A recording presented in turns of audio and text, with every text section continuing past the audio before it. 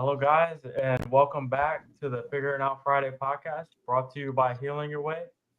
Um, and we're here with a very special episode. It's going to be all about calories. We're going to go into what is widely accepted as far as conventional medicine and conventionally accepted knowledge regarding how you should approach calories, calorie counting, calorie going into things like calorie surpluses or calorie deficits to diet or to improve your health. And we're going to kind of give you multiple perspectives.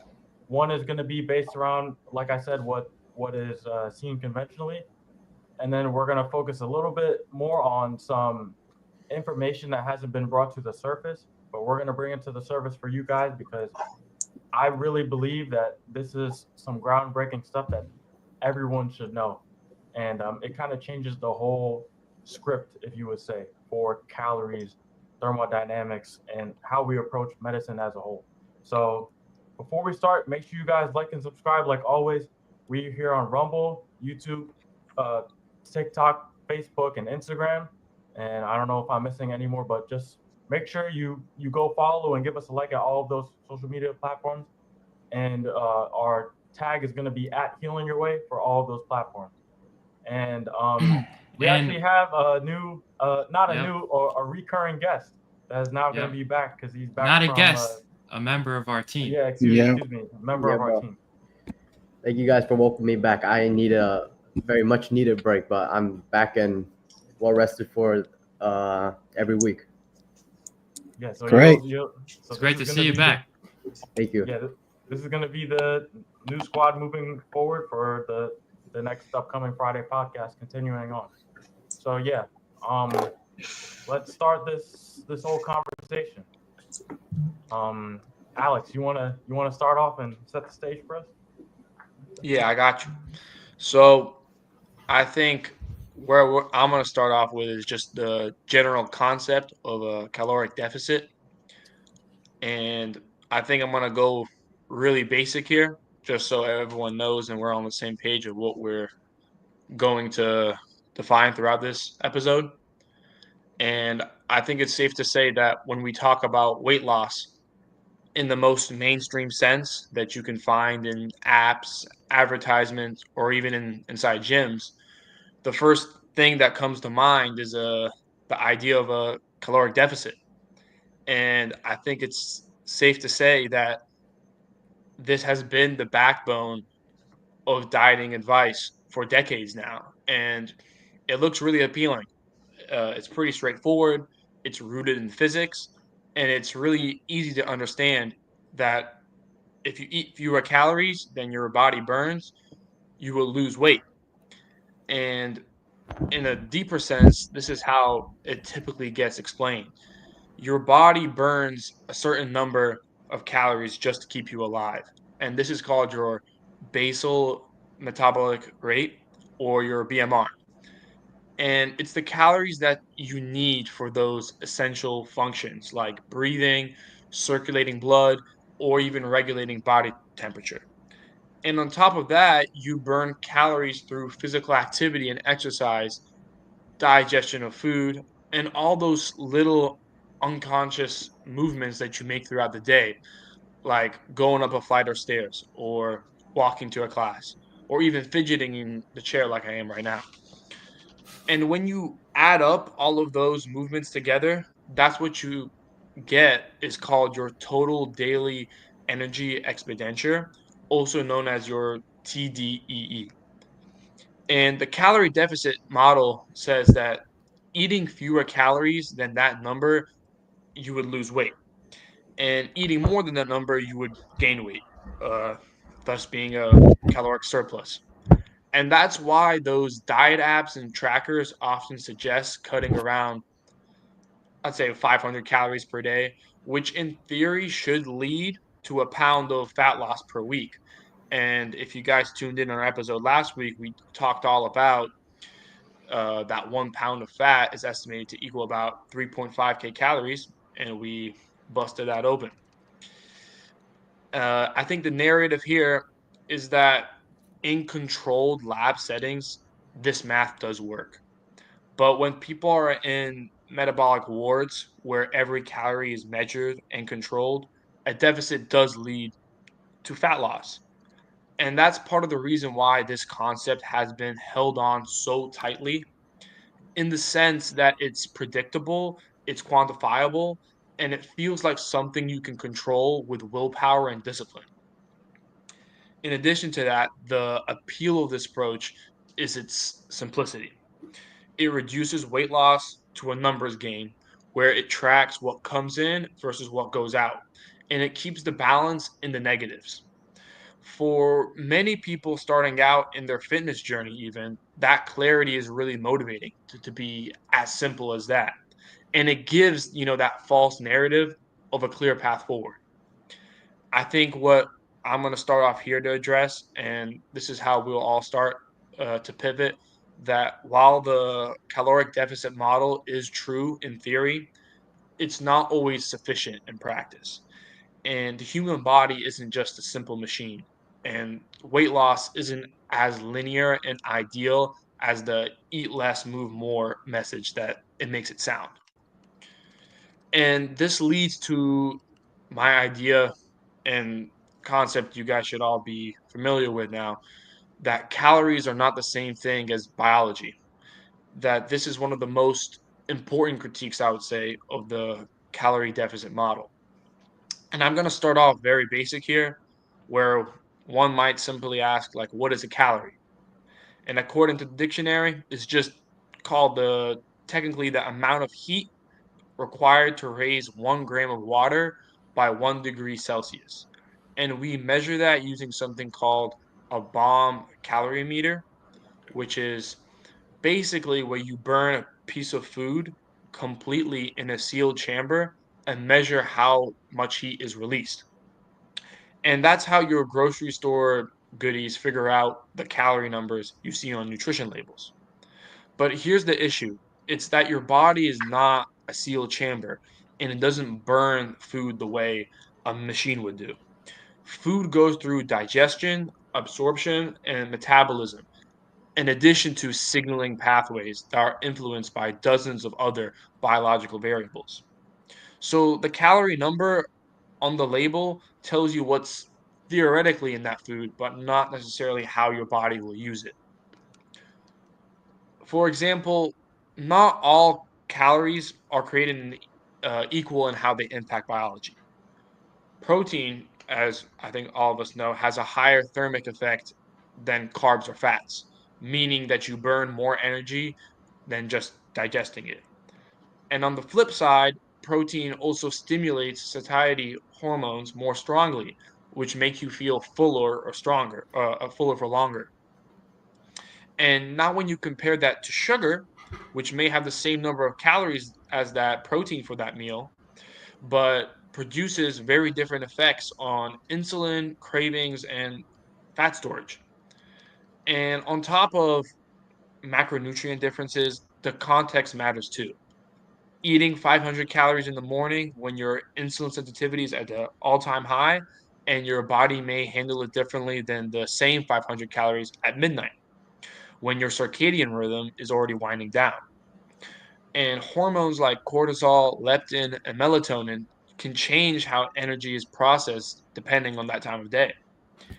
And then you have to add in that individual factor where two people can eat the same number of calories and respond quite differently based on differences in their gut microbiome, their genetics, or even their mitochondrial function, where one person may store more fat while the other person may burn more as heat or even build lean muscle.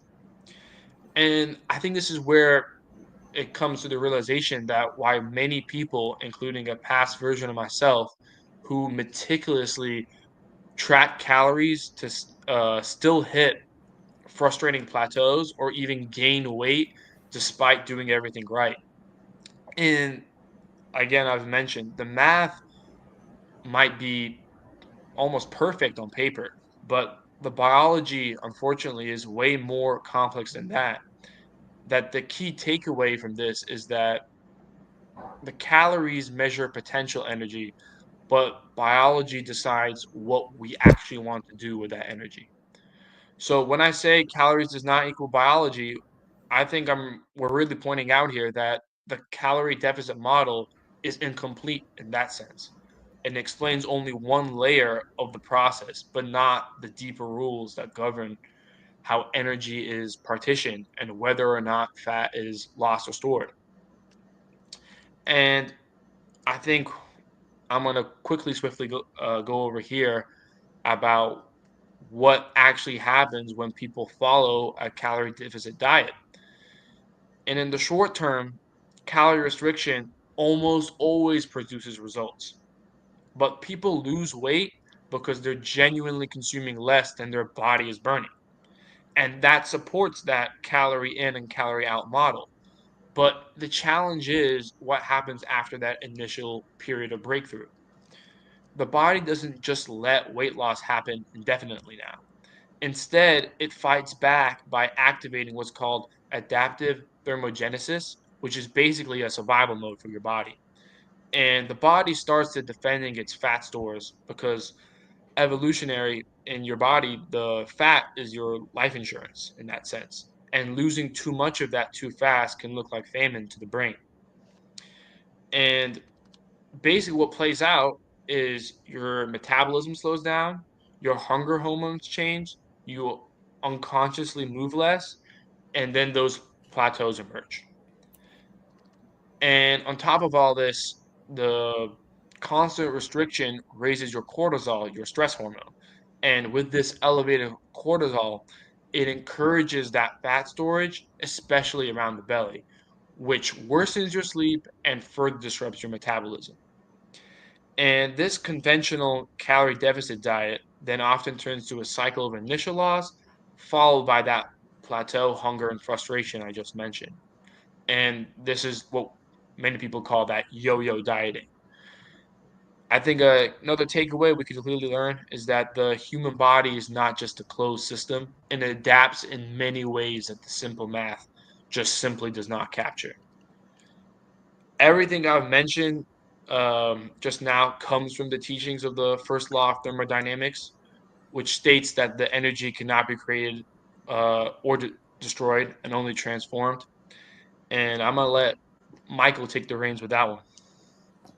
Yeah, so with going inside the head of many people in today's modern world with what they believe as calorie counting, they they fail to realize that it's biologically incomplete since again it is an open system, and they forget other factors that go into it.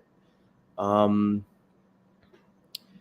and in today's world, the most popular approaches again is, as Alex said, is using apps such as like MyFitnessPal or food labels, where they always list the calories from front and center, and fitness trackers like Apple Watch or Fitbit.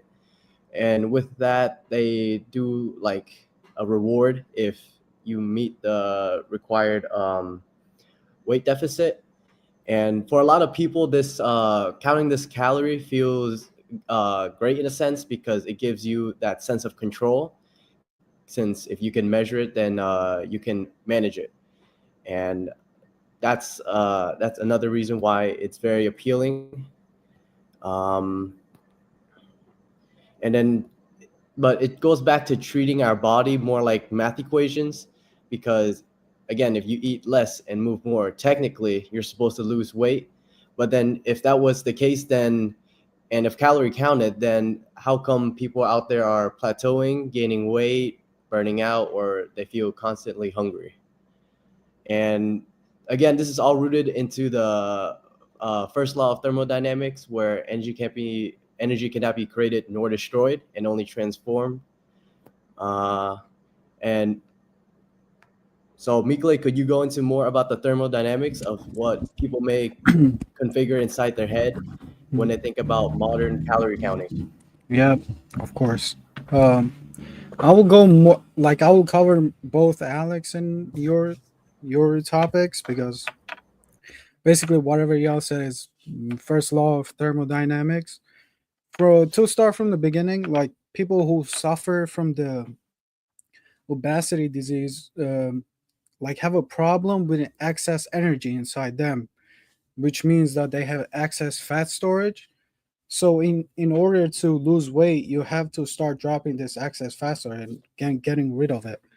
So thermodynamics first law states that, which is called conservation of energy, states that energy can't be created or destroyed in an isolated system, only can be transferred or transformed from one form to another.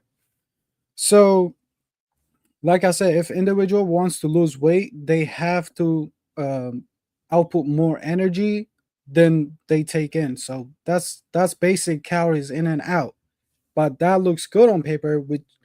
But if we dive more deeper into it and also kind of combine this with biology, we will see that it's not just calories in and out. So human body like already has a deeply unconscious, powerful, multi-level reflexes. It's like system which controls this energy storages. So this energy management system basically has impact on like most important organs in our body, such as liver, intestines, pancreas, muscles, and the brain. And it also uses like multiple interlocking neural hormonal reflexes to balance this energy in our body. So this I got this study from Dr. John Pilcher. He's like bariatric surgeon. So he did a study which shows that when regular people, like regular civilians, we're not talking about high end athletes, like people might be working out 5 days a week. Also, he said people might be doing a little bit of cardio, but this actually only burns like a minority of the energy that we have. So most of the people, like Alex mentioned, burn this majority of the energy uh, during like normal body functions, which is called the basal metabolic rate. Alex already mentioned this. So this body's energy control system has like a fantastic ability to modify this basal metabolic rate according to what it thinks is the right thing and healthiest option for the body. Like it might be uh, when you see the person, uh, you'll see that they're obese, but their body might think that this point where they at is the healthiest option because they kind of already set that point, and to move that point, you need a lot of work.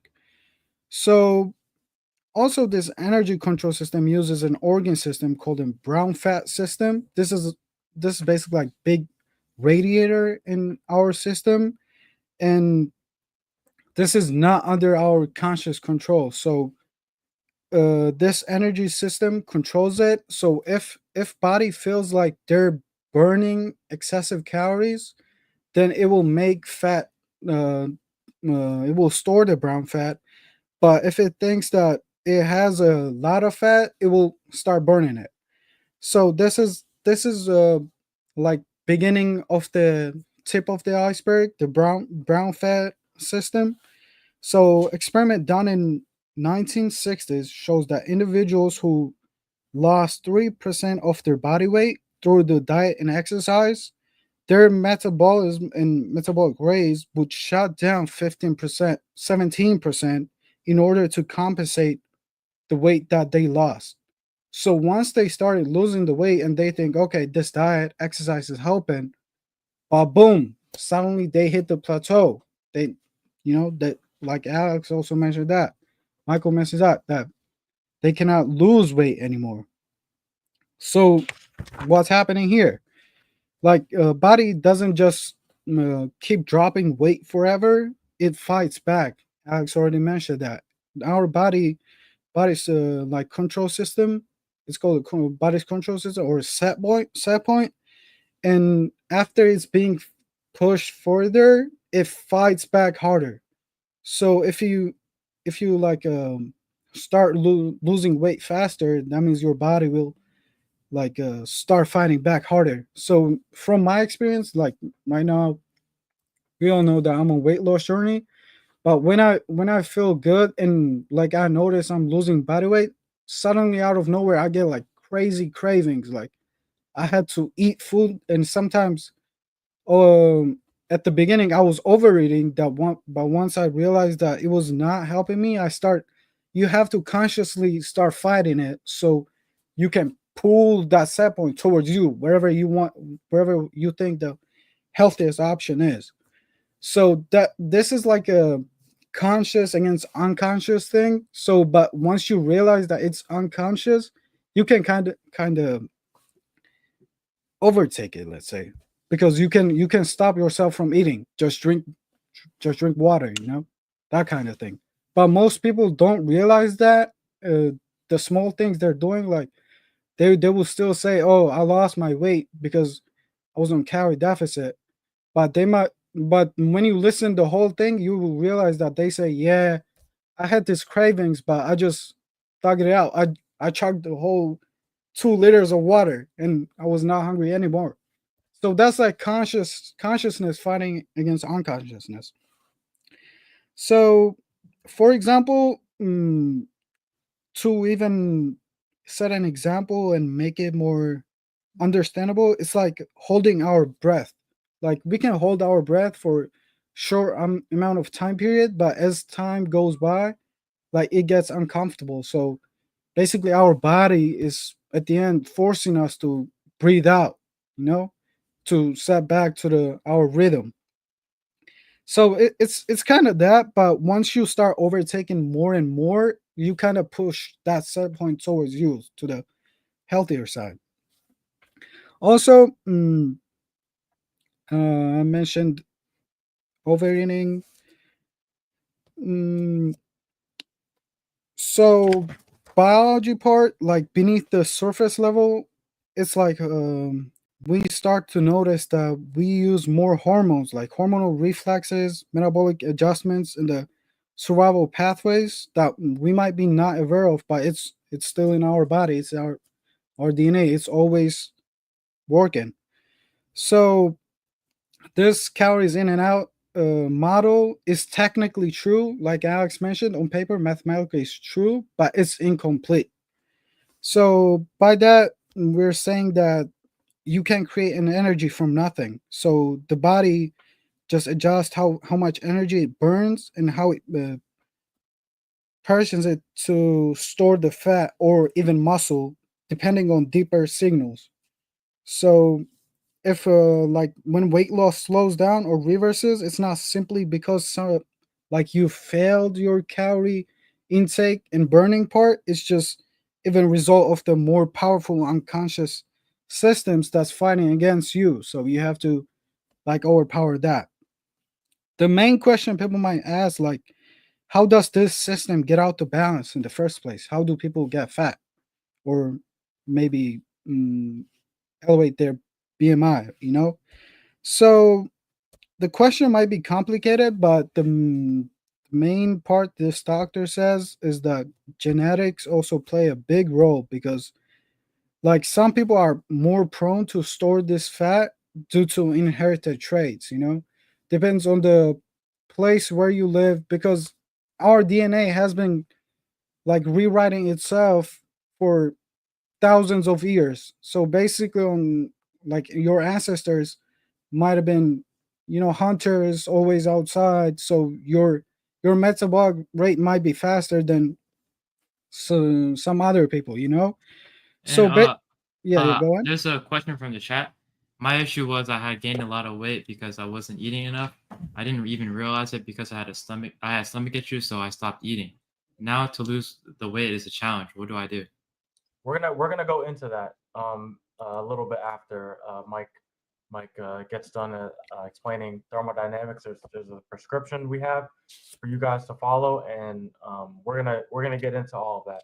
What you can do for yourself if losing the weight is a challenge. So I was saying that genetics play a big role. Like it even starts from the womb. Like depends on what chemicals go into mother's body. How does mother like waste their day? what they do. Do they do exercises? Do they eat healthy? All that, and it starts from the beginning. You gotta make sure that if you're pregnant, you have to. It's like a putting an investment to basically get your kids healthy, with which I should be the main priority for the parents. And the once the fat control system is pushed to a higher level where the body believes it should defend more fat, it tends to stay there. So the body like treats the fat storage, as Alex mentioned, as a matter of survival. So it will fight against you with its whole willpower, because in the thousands of years ago, when they went into the caves, like, they were not eating whole winter, so they had to hold to that fat to just survive for the winter. So it's already written in us. We cannot just erase that. So only thing we can do is just fight it back. It might be a hard fight, but we have to fight it slowly. So that's why, like, losing large amount of weights and keep it off is pretty hard for most people, because our body will just bring us back if we don't fight it.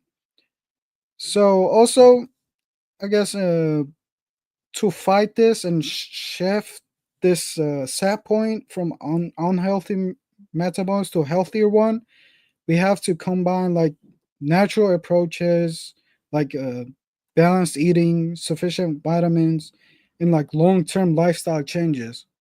The people who think that they should get surgery for their weight loss, that should be like your last resort, because that's not good for our body.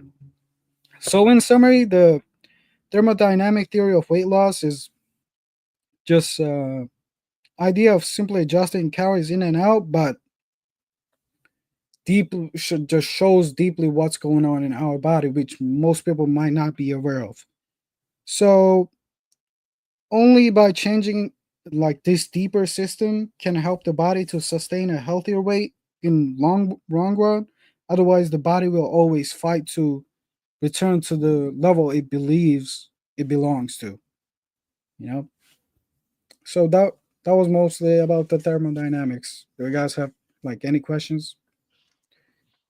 I think you brought a lot of good points in about thermodynamics, Mike. And you also talked about how our bodies are not closed systems, and it's not just like when you take the perspective of a closed system, then you look at calories in, calories out.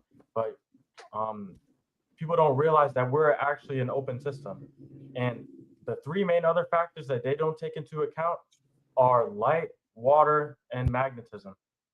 Because our body is pretty much an open quantum thermodynamic system that exchanges energy with not just food, but all of these three other factors, like I said. And Dr. Jack Cruz, who has done a lot of great work in this field, he kind of uses the analogy of that counting calories is like counting money without knowing the exchange rate. And yes, calories will add up, but what actually matters at the root cause is the biological exchange rate set by circadian rhythm, light exposure, and mitochondrial efficiency. And all of these things are dictated so much more than just how many calories you're eating. The light that you get in, the amount of water that you get in, the relationship of how water acts in your body, and then its relationship with the Earth's magnetic field and the magnetic field of celestial bodies affecting the Earth, and so many other different things. So we're pretty much an open system. We're connected to the universe in a way that a lot of people can't really comprehend and understand. We are not singular as far as connection. We are entangled with the entire universe, and the whole universe is an energy system, which we are an open system to. So that means the the energy flow of the universe also directly impacts how we are feeling, how we are feeling, how our food is digesting, how we are utilizing our energy, all of these super important things. So just realize we're an open system, and that there are three other factors, light, water, and magnetism, that you can actually use and manipulate to your advantage, because that's how the universe was made. You are like Mike has said, you have humans are so complex, and we have so many different coatings in us, biological coatings that allow our body to survive and adapt and do all these different things. So people are just not taking advantage of the actual science that's out there because they're not really aware of it. But yeah, there's so many different things that you guys have to be aware of. And to hit the nail, a lot of it has to do with light and magnetism and how physics affects biology. I think all of us need to start looking at medicine through the scope of physics and not through the scope of something like chemistry and biology, because that only focuses on targeting symptoms and problems at the surface level. But at the root, if you boil all the sciences back down, the most basic form of science is physics. And without the fundamentals of physics and how all the laws we have seen and observed through the research that people have done over the years regarding physics, without all of those principles and properties created, then you don't have chemistry, you don't have biology. At the root of science, it all comes down to physics. So when we try to take that perspective on science and apply it to medicine as it currently is, then so many more doors and viewpoints open for us. And with that being said, I think now we're gonna give you guys something you can actually do. So Mike mentioned about fighting against the body. If you manipulate all of your environmental surroundings and things you have available to you the right way, you can actually align your body back with how it was made for your environment. And you can do this through something called the leptin prescription, which is something that Joseph is going to get into right now. But pretty much the goal of this is so that you don't have to fight with your body, because you shouldn't fight with your body. You should respect it. You should love it.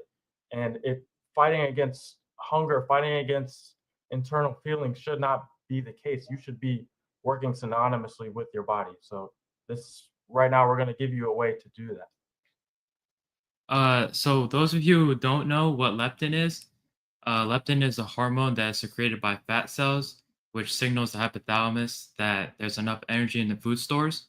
So the whole goal of Jack Kruse's idea of leptin prescription is for people that are having issues with having a calorie deficit, but they're still not losing weight, and they're having a leptin resistance. So their body's not knowing when there's enough food, and their appetite is still up.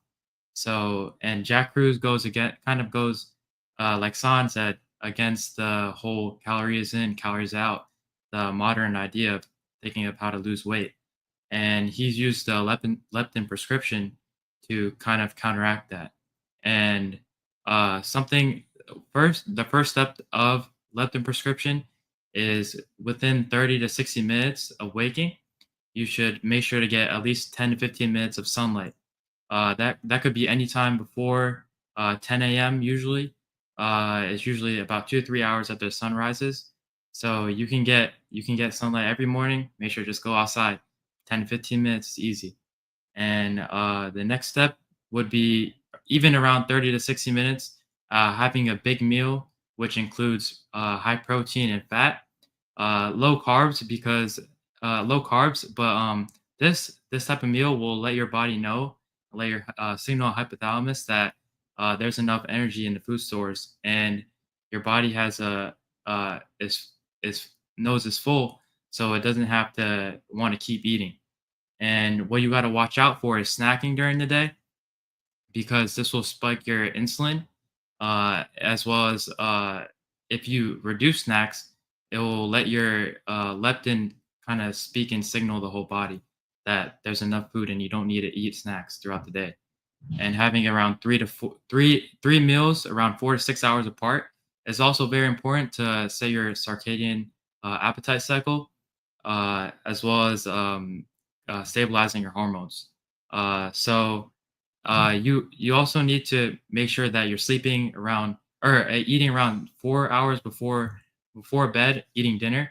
You don't want to eat too late because it disrupts your circadian rhythm, disrupts your melatonin balances, as well as leptin signaling. So, as you also want to make sure that when you do end up going to sleep during the day, later in the day, you're making sure that your sleep hygiene is very very good, knowing that you can't be using blue light around maybe 2 to 3 hours before you go to bed. If you want to go to sleep and you're still find yourself a little restless, you should read a book or even count down numbers, something that is relaxing to wind down at the end of the day. So you can also include the epipaleo diet, which kind of ties into with the leptin prescription, where you want to eat foods that are in season. Eating foods that are in season kind of will set up your circadian rhythm, and foods in season meaning foods that grow around you or are harvested in the season right now. So you can go and find out what that is in your area. And Um, I just want to jump in real quick.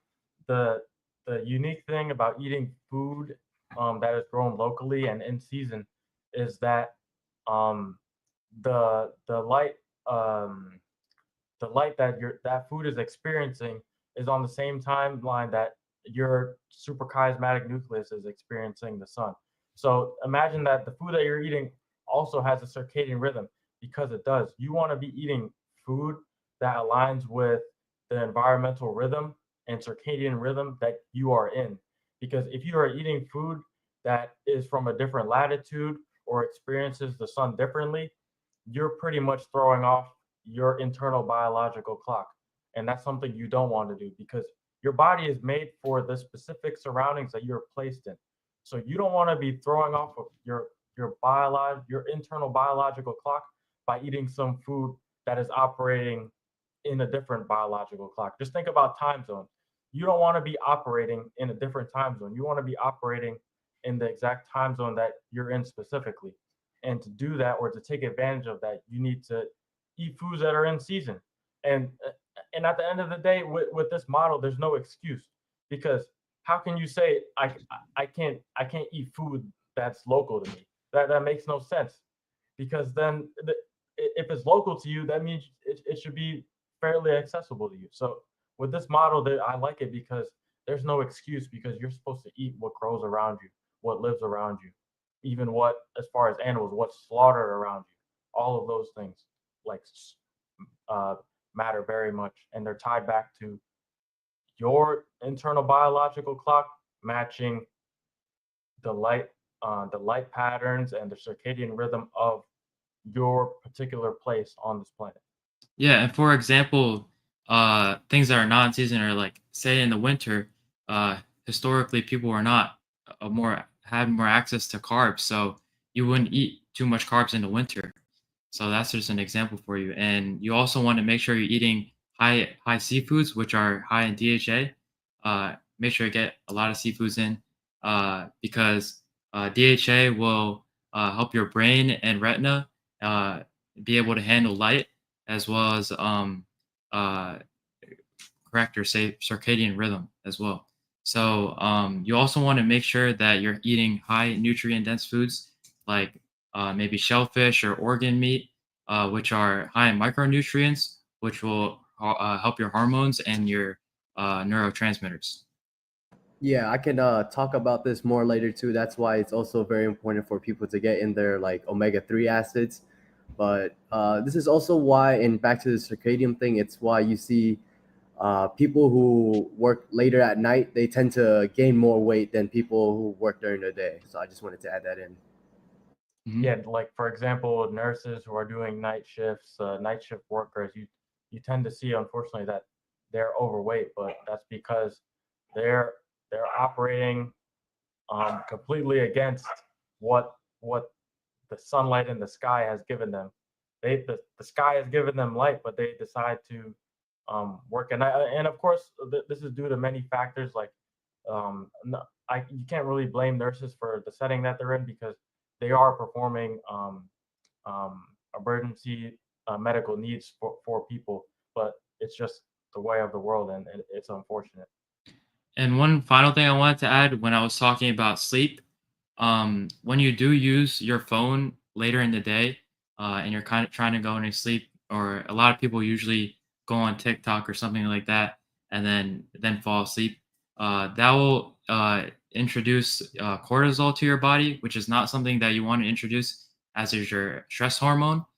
So you don't want to feel stressed or having to worry about something while you're trying to go to sleep, and your melatonin will also be suppressed, which is the main thing, which will put you into a relaxed state and help you go to sleep. So I just wanted to add that from before. Yeah, I can say from my experience, like once I got back from overnight shift and I kind of knew I had to clock out. So if I got out early, then I would set a timer that I had to clock out on that time. Once I fell asleep, I had crazy nightmares that I missed my I missed my clock out. So I would just wake up sweating, stressed out to see it was just 5 minutes past. So yeah, I would definitely not recommend going to sleep stressed out. Yeah, exactly. Make sure you can do something that will wind you down very slowly, and also not slowly, but it will be a way more relaxed way. Like I said, reading a book or counting down numbers, or even like just laying there and just. I think it's Yeah. easy to just lay there and just look at the ceiling. On YouTube, maybe like put on different frequency sounds. It also helps a lot. Yeah, and also one thing, yeah, when I was younger, I used to listen to rain sounds. Rain is also something that will make you fall asleep, just that constant sound, and as well as Mike saying, different frequencies. So, without further ado, San, you can get right back into. Um, Actually, I want Prit is gonna kind of set the ground as far as leptin and how that whole pathway works, because that is something that people don't really pay attention to. So, Prit, can you expand upon the like leptin melanocortin pathway? Yes, I can. So the leptin melanocortin pathway is actually like the big picture of your body, because it is basically or essentially the energy thermostat of your body, and it will tell you when to eat, how many calories, how much energy to burn, and how to allocate energy. So the start of this pathway is started by leptin, which is basically an hormone that is secreted by your adipocytes and your adipose tissue, which are basically fat cells. And increased eating will actually increase the amount of leptin that's secreted. And this leptin is eventually picked up in the hypothalamus, more specifically the arcuate nucleus. And there's two neurons in this region, and the POMC neuron has leptin receptors, and the leptin will activate this neuron, causing secretion of alpha MSH. And this is basically a suppression hormone, and it'll suppress your appetite. And there's another neuron called AGRP, and this neuron is actually inhibited by leptin, but basically it's an inverse agonist of the MC4R, which is later in the pathway in the paraventricular nucleus. And basically, what this does, it will stop your satiety signals from activating, which tells your brain to stop eating. So later, these signals from these signals will converge in the paraventricular nucleus, and from there on, the alpha MSH secreted by the POMC neuron will then activate with the MC4R, and this will basically suppress your appetite by increasing your sympathetic nervous system tone and increasing your BAT thermogenesis, as explained by Mike before, is burning your brown fat. And basically, this will increase your basal metabolic rate. And the PVN will also talk to your thyroid axis, which will increase TRH, which increase TSSH, or TSH, which is a stimulating hormone. And this will stimulate the production of T3 and T4, which are basically thyroid hormones. And this will increase your basal metabolic rate. And there's a ripple down effect which will affect your gonads, your pancreas, liver, and your adrenal glands through the axes. And this will basically just reset your whole metabolism. Now, And Britt, there's a question from the chat. Honestly, it's so hard to avoid eating unhealthy things these days because that's all that's available. How do I stop not only the urge but actually find the right food to eat instead?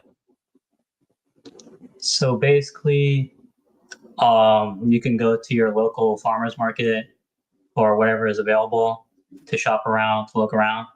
Even making homegrown food and finding alternatives would be helpful. I'm sure there's recipes online showing you what's healthy and what to avoid. And basically, Any of you if guys you- have any? Do you have any guys have any recommendations Mm, that this person can eat to? yeah, my advice would be to first of all start working on changing your habits. For example, like Wawa. Once you hear Wawa, like you automatically hear those sandwiches or hoagies. Like you imagine, oh my god, once I step into Wawa, I have to get a hoagie. But once you start changing your habits, like once you walk into Wawa and go to the fridge and get 0 calorie drink, that's good for you and doesn't have any extra chemicals. So once you start doing that over the time of the period, like on physiological level, like you would once you start thinking about Wawa, you would think, okay, I would just get a drink and walk out. That's it. Maybe even get a healthy snack. That small habit changes would say helps a lot because that was me as a person. Like I got to the States and they introduced me to Wawa. Yeah, bro. Whenever you hit the Wawa, you gotta get the hoagie and the good 200 calorie drink. And then So you're just hooked, and then you have to break that habit, yeah, now and it was a now good thing, yeah. That now I'm fighting mm, against my set point and changing my habits. Like you have to make sure you maximize your consciousness and use that against your. I mean, not use against your unconsciousness, but just change your habits. Like you utilize your consciousness. What can you do for your body? Yeah, definitely to build off of that, I think prioritizing your gut and digestion is definitely a priority you should take. Like eating foods and like keeping those simple foods like lean proteins, cooked veggies, oats, bananas, potatoes. Sweet potatoes a big one, a good one. I know that one. And avoid kind of those trigger foods that worsen your symptoms until your digestion stabilizes. And I think hydration is also often overlooked, but it's can really help you in that sense. I think Mike talked about it earlier in the episode, and I think even considering probiotics or fiber if it's tolerated enough. and I think another version of foods that will help your gut are fermented foods like pickles. You can go and find pickles. Also, kimchi is really good. Something that you can eat all the time. It's fermented, and it will definitely help your gut health in terms of digestion and things like that. But yeah, I think it's good that you guys brought up gut health because in the chat that person was also explaining how stomach issues were prevalent and usually stomach issues or digestion issues are a sign of leaky gut. And guess what? Relates back to leaky gut, the leptin prescription and circadian biology as well.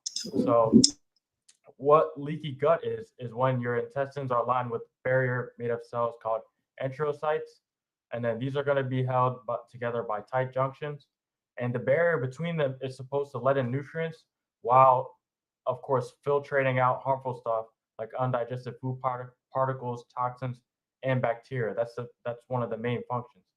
And then what happens when you have things like circadian mismatch, blue light toxicity, mitochondrial dysfunction, which can all be helped with the leptin reset, that internal barrier or the barrier of the gut lining gets damaged. The junctions loosen, and then now you have the inflow of all these toxic particles or waste particles that are not supposed to be there.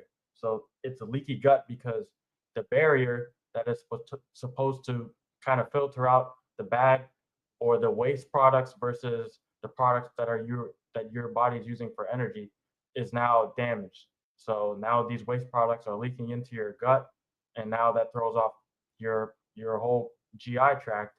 And the GI tract is important in that many of your uh, many of the hormones that are central to how you feel, as far as mood, mental health, and things like that, they're all produced in your gut.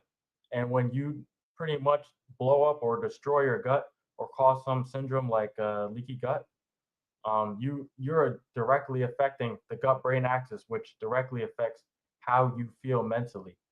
And how you feel mentally can change someone's whole perspective and change how you're feeling. Definitely, I can agree with that. And also, like, I would say, mm, like, putting yourself in a position where you have to do it, I would say would also help a lot. Like, surrounding yourself with people who wants to live healthier life will definitely help that. So, if you think that your friend group is going a little too crazy with their calories, you just have to change your friend group, or tell them to tell them to go on healthier path. Because, like, once you surround yourself with the people who wants to really do this and maintain their healthy lifestyle, like I'm in the position with you guys, like that motivates me to even push myself and, like, strive for greatness, putting myself in a healthier position and maximizes my potential. Hmm. Yeah, And we that's have what. also a couple comments from Dr. Danny Coin with his account trekking along with DTK. Welcome back, Michael. That's what he's saying. You have a what do you have to say about that? And also, he says Oriental medicine calls it liver cheese stagnation. Liver Uh, cheese stagnation. Let me see what he's referring to. yeah, I'm not sure about the liver cheese stagnation, but I do miss you, Dr. Coin. Every time I was in Vietnam, I know Cambodia was right next door. I always thought about you. Okay, so liver cheese stagnation, it says it plays a crucial role in maintaining the smooth flow of qi, which is your body's life energy throughout the body, and it supports emotional balance, digestion, and the regulation of menstruation. So this is especially important for women. And then what it says is when this flow is impeded, a variety of physical and emotional symptoms can arise, such as emotional stress, regular lifestyles, hormonal imbalances, external factors, pretty much all of the factors that we were discussing already that are affecting how your body is utilizing energy. And yeah, I think it's really good what Prit brought up about the leptin melanocortin pathway, because it's pretty much telling you that your your body is not in sync with you, that you your body doesn't know or have a gauge on how much energy it needs and how much energy it's spending.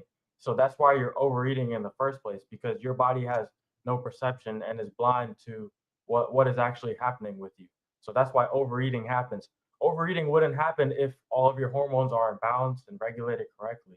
So um, take advantage of the leptin prescription, because this is going to give you the actual reset that you need. It's not just like some hocus pocus diet like all of these other trendy diets. Me and Mike actually did the epi paleo diet, and I was able to have time to incorporate getting in sunlight and experimenting with all the effects it had on me. And if you go back and look at the challenge, I was able to feel better mentally and physically and emotionally. And also uh, I made a decent transformation over that month, and it definitely affected me significantly, and that's And why if you I guys kind of want, stick with it. and if you guys want to compare the Epi Paleo diet to see other diets as well, you can look at each and every one of us.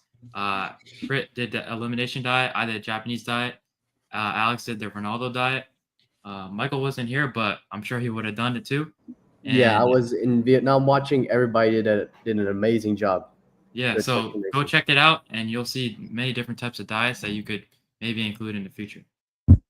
And not to put anyone down or anything, but I think me and Mike had that thing had the best effect on us. We kind of made more, not to put you guys on the spot, but we made more progress than what happened with all of the other diets. So that just goes to show from our little 30-day experiment what actually was working.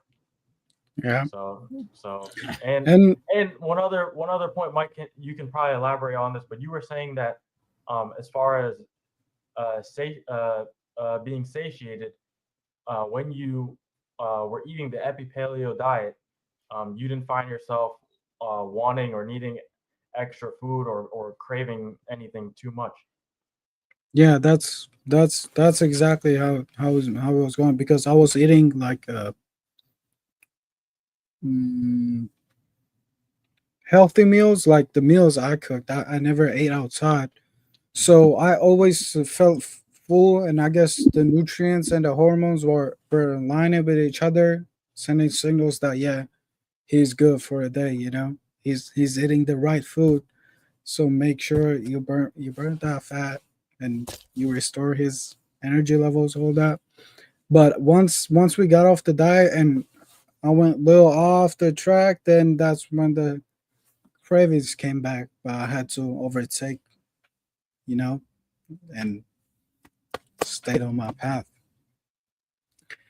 Just so I can push this conversation, like if you guys had to choose like one factor that helped you to stay healthy, like it can be diet, exercise, sleep, maybe even stress control, like what would y'all say is the y'all best method, or whatever you're doing, maybe even sport, hobby, it can be anything.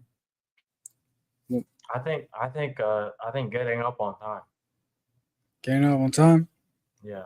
Yeah, I feel like that helps a lot, because getting up early and also like going outside and like sun gaze at absorbing all the sunlight kind of wakes you up and sets you to the good mood. Yeah, warms up your body. Like Yeah, yeah. people need to try it out because it's a different feeling that you feel like you can't feel throughout the whole day because it's only for a certain amount of time. You should try sun gazing in the morning sun. And I It's think really interesting. Mhm. Yeah, We you have to say, finish with. Alex?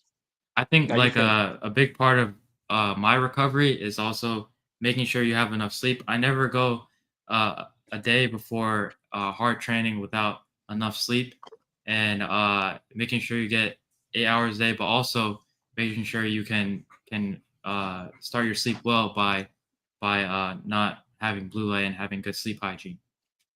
Eating in the morning is also good because of the leptin that's secreted from when you eat, and this will basically set like your appetite and your satiety, your satiating hormones for the day, and put you like in a good rhythm, in accordance with the circadian rhythm that we were talking about. Yeah, and now that you kind of mentioned that, Prit, I'm gonna go into the added benefits of maximizing the leptin pathway and following the leptin prescription. So one of the main things that comes with this, and one of the main focuses that Dr. Jack Cruz likes to talk about and likes to put his energy towards is mitochondrial efficiency and energy partitioning. And if you guys don't know what the mitochondria are, they are the organelles that produce ATP, which is pretty much the energy of the cell, or it's mostly known as the powerhouse of the cell. That's what they teach you in school. And they do this through the mechanisms of the electronic transport chain, or excuse me, the electron transport chain and oxidative phosphorylation. So the electron transport chain is pretty much a series of complexes. Most of you or all of us learned this in Bio 1. And these complexes in the mitochondrial inner membrane um, transfer electrons derived from food. So you're able to use it as energy. And this mechanism is also coupled with the proton motive force, which is as electrons move down the electron transport chain, the protons are pumped across the membrane, which creates the gradient. And then you have this protein complex called ATP synthase, and protons flow back through this uh, uh, protein complex because it kind of forms this molecular turbine, and through this kind of gradient flow back that drives it. That mechanism pretty much drives the synthesis of ATP. So what happens when leptin is or leptin melanocortin pathway is optimized, and what does it do to all the mechanisms that I just talked to you about just now? So the SNS and thyroid signals upregulate mitochondrial biogenesis, which makes new mitochondria. So you're generating more mitochondria and uncoupling proteins in brown adipose tissue. So this is going to increase thermogenesis, and Mike and a couple other people here just briefly explain to you how thermogenesis works through the usage of brown adipose tissue. And we have a comment from the chat from a very special person, and he says his name is Vichet, but I know that's my cousin. He says, "Hey guys, W content, but what diet was the most effective, easiest, and healthiest?" I'm sticking with Epipaleo. Epipaleo diet on top. I don't know about you guys. Yeah, Yeah. not to throw shade at Ronaldo, but that was not easy or effective. So So I'm a back no for Sahan Ronaldo? with it. Yeah, I might have to try the Epipaleo sometime. Because I guess epipaleo diet just brings you back to your roots, like living in old times, just eating whatever grows around you, no chemicals, nothing, just eating healthy, good, and living healthy lifestyle. I mean, it's how everyone should be living. Like it should not be, oh my god, that's the diet. Let me hop on and hop off it. It's like a lifestyle basically. It's called diet, but it's more likely a lifestyle than diet, I would say. Anybody else? If you have IBS, then you should try my diet. The elimination diet. You can find Mhm. out which foods you're allergic to and which Yeah. foods don't agree with your body. Most people don't even eat gluten because they find out it's not a something that agrees with their body. And you can find all these things out by doing the elimination diet. Even if you want to do the epipaleo diet, but you're still trying to figure out what's wrong or what am I putting in my body that's wrong. You can do the elimination diet first, and then go on to something like the epipaleo or Japanese diet, whichever one you feel. Yeah, I agree. And now moving back to the conversation about what optimizing the leptin pathway does for you. So like I said, you're going to get increased thermogenesis from it, which is going to utilize the brown adipose tissue or the fat tissue. And on top of that, you're going to experience efficiency in electron tunneling. So pretty much this means your mitochondria are more efficient. So more ATP is generated per calorie with less reactive oxygen species leakage. And just to kind of think about what reactive oxygen species do, they create oxidative stress on your body and on your cells. And what happens when your body accumulates too much oxidative stress, this is going to lead to very bad things such as cellular damage and inflammation. And this kind of sets you down the road to various things such as aging and chronic diseases, including the most extreme ones, which are cancer, cardiovascular disease, diabetes, and neurodegenerative disorders like Alzheimer's and Parkinson's, which actually have been more prevalent nowadays than in past history. So that's just another kind of pointer to the things that are affecting us nowadays, such as blue light toxicity, which is one of the most important things you guys need to take into account every day. And on top of that, with oxidative stress, it also damages DNA, proteins, and cell membranes, which leads to a progressive loss of function in tissues and organs over time. So it's pretty much breaking your body down. Oxidative stress breaks your body down, and when you're optimizing the leptin pathway, you are reducing the reactive oxygen species, which is creating that oxidative stress. And on top of that, you're improving the efficiency of your mitochondria. So you don't have to intake as much food. And each calorie you use is actually generating more ATP than it would normally, which is I think the number is around 32 ATP. I don't know what the number is per calorie, but whatever that number is, it's now going to generate even more per that singular calorie. Yeah, TSA cycle gives us 32 ATPs. You're right, man. Is it per calorie or per? Just one TSA cycle, I know. Biochem. Okay, got it. And then also what's going to be affected is the redox state. It's going to remain high, keeping mitochondria in a flexible fat burning state, which is what we want if we're talking about fat loss and weight loss.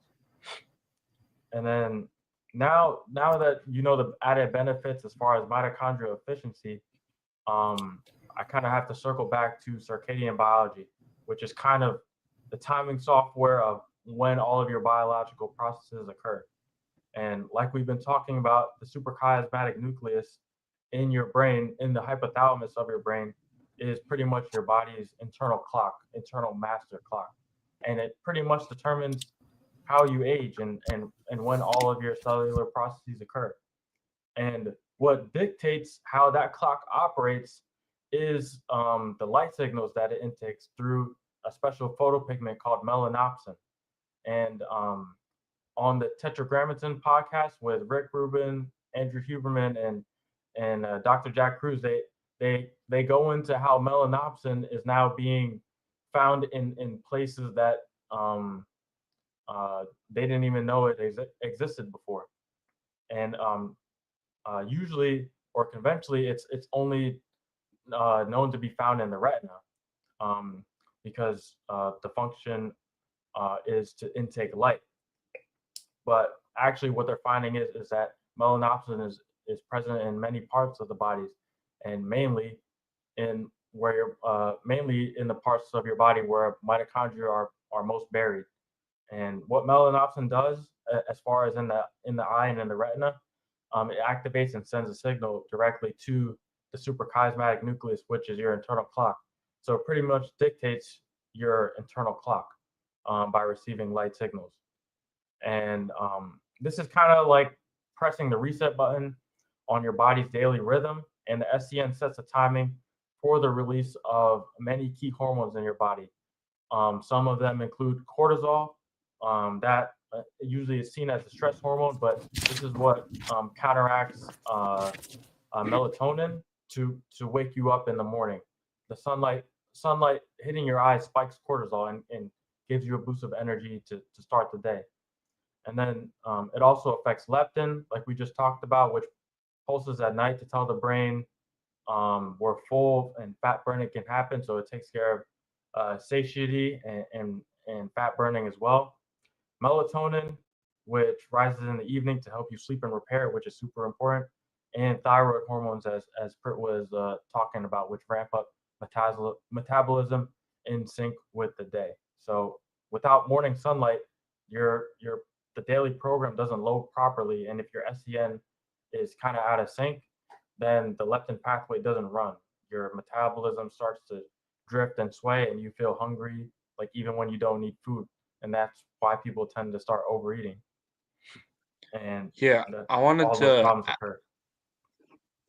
Yeah, I go wanted ahead. to add on to that. I think Jack Cruz, right? Correct me, San, if I'm wrong, but he considers sunlight like a macronutrient in that sense, right? Yeah, it's literally an energy source. Food is seen as the main energy source for life, but light is actually should be seen as like you're saying, like a macronutrient.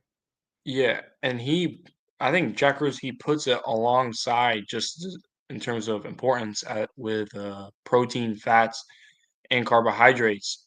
And like you said about the critical role it plays in setting our circadian rhythm, it also governs our sleep, hormone release, appetite, and even energy you'd agree that too, right? Yeah, it does all of those things. That's why getting up in the morning and getting that first dose of sunlight while the sun is rising, because the timing of that matters as well, because the frequency and the spectrum or the rays of light that you're receiving in the morning are not going to be the same that you're receiving throughout any of the other hours of the day. So your body takes that information of what spectrum of light or light rays are hitting your eye, and that's kind of setting your clock for the rest of the day. So what when you're the timing of when you're getting in that sunlight matters, because Yeah, actually and UV rays is actually what triggers all of these functions in the body. yeah, I know UVB light, it triggers I think vitamin D production, right? That ties to hundreds of other processes like the fat metabolism and the insulin sensitivity as well as immune function. Um, and then I think light, like just building off of what you said, it provides, you could say, that information that tells your body how to use those materials in the morning. And it's like on you on when you can let that happen. Yeah, exactly. It gives you like kind of like the recipe for the day. Like it goes as the light that you get in the beginning of the morning goes as far as in the day as um directly affecting the amount of melatonin production you have at night. So the light that you get in the morning also dictates what time you go to bed as well, because um, that process of melatonin production is now set in place and has a set time for when it's supposed to occur. And when you get the light in the morning, then your body knows exactly when to um, spike melatonin production, so you can go to sleep and have deep, relaxing sleep. So it affects, and that's only one of the pathways that it affects. It does so much more than just that. And we have another comment from Dr. Daniel Coyne. He says oxidation stress will spike your cortisol and reduce insulin. Yeah, and that's two things that you kind of don't want, because you need insulin to um, lower blood sugar levels, and then you don't want to spike your cortisol um, at times that you don't need it to be spiked, because cortisol cortisol in itself is a hormone. It's not something that's either good or bad, but it's good when it's timed correctly, or the production of it is timed correctly, and it's bad when the timing is uh, of when it's produced is incorrect. So yeah, oxidative stress does many things, and spiking cortisol and reducing insulin is one of them. And We also had a question in the chat. It says, in the winter, what about when we can't get enough the sunlight, because we know it's mostly cloudy during the winter time. So my advice would be going outside around 10 a.m. to 2 p.m., because we know that's when the sun is the strongest. So even like 10, 15, 15, 30 minute outdoors can help. Also, if it's like snowy day, we know that snow reflects the light, so that would also help, just gazing at the snow. But if that's not possible, I guess vitamin D rich foods like fatty fish, salmon, egg yolks, maybe even like dairy or uh, milk products can help. But I do think like if you are gonna get sunlight, it is kind of hard because I know you want to get sunlight that's before 10 a.m. or anything that's 2 to 3 hours after the sun rises. Yeah, It will be a little difficult, but I think I like mean, we said was it's still good to get out there, yeah, because but regardless if the clouds are in the sky, the rays are still getting through. yeah, It's not and like also you're not and getting sun at also all. yeah, and also in the winter we know the sun is much less strong. So like that time, like the sunrise period in the winter probably will work different, because also sunrise is later in the day during winter time. So I mhm. think, yeah, sometimes it rises even 8 a.m. So I would say, yeah, 10 a.m. is like probably the strongest point to go outside. Sam, I got a question. Do you want me to go more into like scientific things? What Dr. Jack Cruz said about the leptin and melanocortin pathway and how they're connected? Oh yeah. Oh, just before you do that, I just want to talk because you guys were just mentioning seafood, Yeah, and I just want to mention the DHA content with seafood and what that actually does for you. I And think I went over it a little bit, but yeah, you can come. so please. what DHA does with it's the omega-3 fat that's found in seafood. DHA is built into your cell membranes, and we've seen a lot as far as benefits, as far as cognitive benefits. But in the way it interacts with light, DHA acts like a solar panel, so it pretty much captures photons of light and turns them into a direct current of electricity that boosts mitochondrial energy production. So you just got that pretty much saying you got free energy from light just right there. So going back to what Alex said about light being a macronutrient, it doesn't get more direct than that. DHA, if you increase, just think of your body as a house. Then, if you increase the amount of solar panels through getting more DHA in, then you have more light harnessing capacity, and the more light harnessing Yep. capacity you have, you're able to utilize the God-given light energy from the sun. So you just built a direct connection or solar connection with one of the biggest energy sources that the world has to offer for you. And getting DHA helps you create those, however you want to see it, little solar panels in your body that's going to capture that light and give you an electric current that's going to boost your mitochondrial energy production. So that just goes back to how light affects mitochondrial efficiency, production, and where they're buried. yeah. And yeah, Mike, you can go back into the more Yeah, specifics and scientific yeah. stuff, I will just that's read it. the bullet points from what I got from his conversation, and basically I just wrote word for word, so it will probably make sense. First of all, he says that leptin and melanocortin pathways are connected. He mentions alpha MSH, which is melanocyte stimulating hormone that gives people tan. So that's how we get tan. Then he also mentioned that Nicholas Bazin was a guy who radiated cows' eyes to find out that UV light goes through the eyes, because he says that in medical school they teach us that interior chamber of the eye totally blocks out the UV light. So that's the study he's doing to prove that his point is right.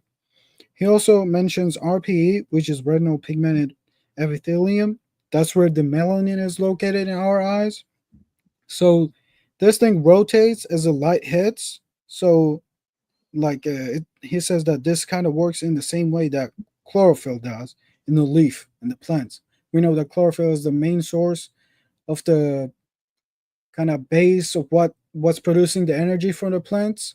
So that's basically he says the RP is the works same thing for us. Yeah, and RP, yeah, sorry to stop you real quick. no problem. Chlorophyll it is the pigment that is light capturing, like I was Yeah, just talking about, light capturing. yep, That's what happens in plants. What are the main factors that go into photosynthesis? Light is one of the main factors yep, that energizes the process of photosynthesis, yep, which creates literal energy for the plants. hmm, They harness light energy to make energy for themselves in the yep, same way that we do. But modern medicine and centralized medicine doesn't tell you this. yep. And he says the RPE, retinal pigment epithelium, supplies pigment so that your photoreceptors can absorb the light.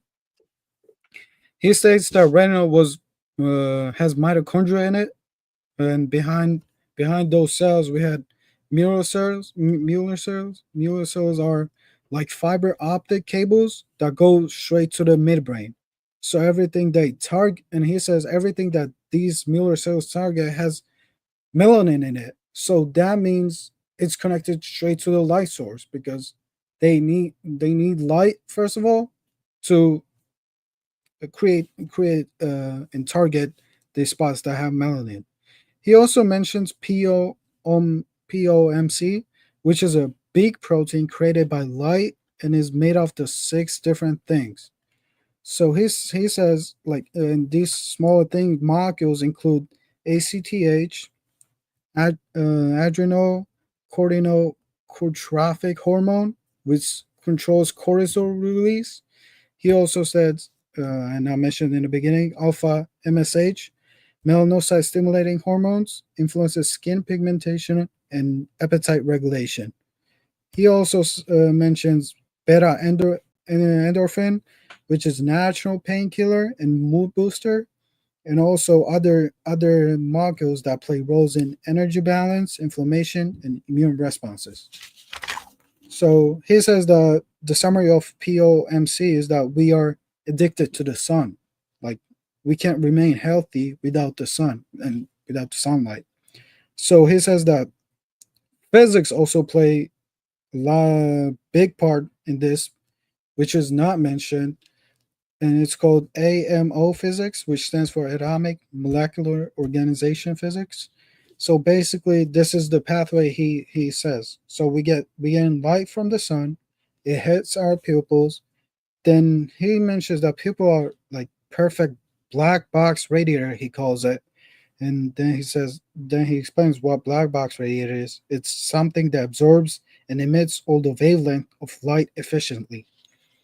Then we go to RPE, which I said, retinal pigment epithelium, which targets leptin, which Sahan, Prithvi, and Joshan already talked about, which is located in hypothalamus.